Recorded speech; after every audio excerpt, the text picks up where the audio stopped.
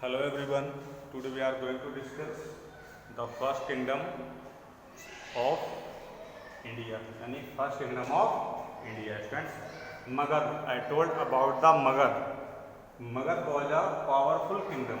Magad was a powerful kingdom. It ruled by King Bimbisara about 542 BC to 492 BC.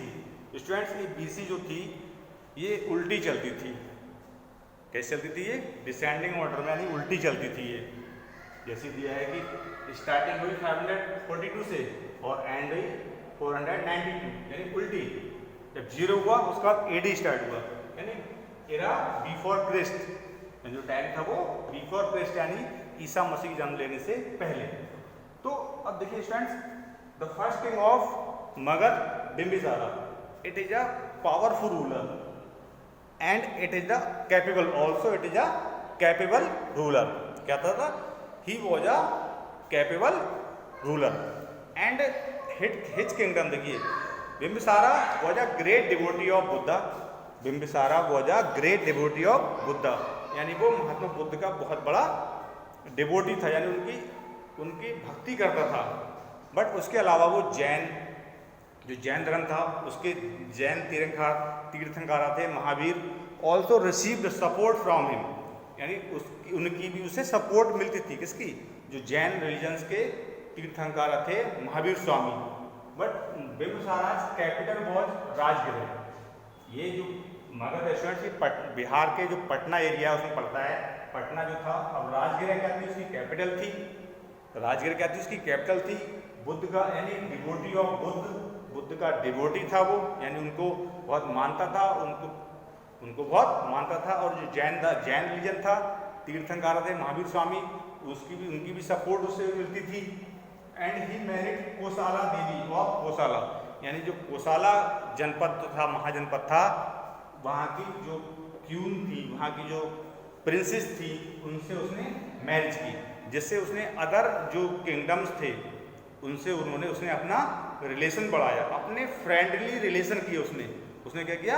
अपने friendly relation किए। और उसने जो अपनी विक्ट्री जो की थी, जो जनपद से महाजनपद से अंगा था, जो ईस्ट ऑफ मगध का पार्ट था, उस पर उसने अपनी कैंकोड यानी अपनी विजय प्राप्त की। और एक मतलब एफिशिएंट रूलर था, बहुत ब्रिलियंट रूलर था मगध। और क्या था कि वो he travelled from place to place to find his peoples were happy और नॉट, यानी अपने एरिया में अपने किंगडम में वो इधर उधर भी घूमता था और देखता था कि मेरे किंगडम में लोग खुश हैं और कैसे हैं, दुखी तो नहीं है, खुश हैं या नहीं है मुझसे। वो इस टाइप यानी सर्च भी करता था, इधर उधर घूमता भी था। बट उसकी जो एंड था वेरी ट्रेजिक था, क्योंकि उसने क्या था कि उसकी जो लाइफ थी, उसने अपनी जो लाइफ थी lost his life at the hand of his son, यानी अपने सन के हाथों में उसने लाइफ अपनी खो दी, यानी जिसका नाम था अजातशत्रु के हाथों उसने अपनी लाइफ खो दी, यानी अजातशत्रु था। अब अजातशत्रु था वो बिम्बिसारा का बेटा था। अजातशत्रु कौन था? बिम्बिसारा का बेटा था। यानी बिम्बिसारा के बाद में अजातशत्रु इस मगध जो किंग था, मगध डायनेस्टी थी, जो मगध एम्पायर था, उसका किंग बना।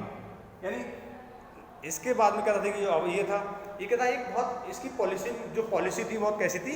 एग्रेसिव पॉलिसी थी, बहुत एग्रेसिव वॉर पॉलिसी थी। और most importantly he based the first war against Kosala and Vajji. Kosala जो उसकी जहाँ की उसकी माँ थी, यानी जो कौसाला देवी थी वहाँ पर, और एक वज्जी महाजनपद था, उस पर उसने अटैक किया। यानी तो और अदर इम्पोर्टेंट जैसे एक नंदा डायनेस्टी थी, नंदा डायनेस्टी का एक इम्पोर्टेंट थी। और इसका जो मेन रूलर था, इसको जो इस्टेब्लिश किया था, वो महापद्मा ने इसको नंदा डायनेस्टी को इस्टेब्लिश किया, यानी नंदा डायनेस्टी को महापद्मा ने इस्टेब्लिश किया। And Magadha was supplanted by modern ruler. Supplanted का मतलब होता है तहस नहस करना, यानी जो बिम्बिसारा जो रूलर था, नंदा डायनेस्टी थी, यानी उसके एम्पायर को समाप्त करना और खुद एक नया रूल स्टार्ट करना, यानी मौर्यन रूलर थे।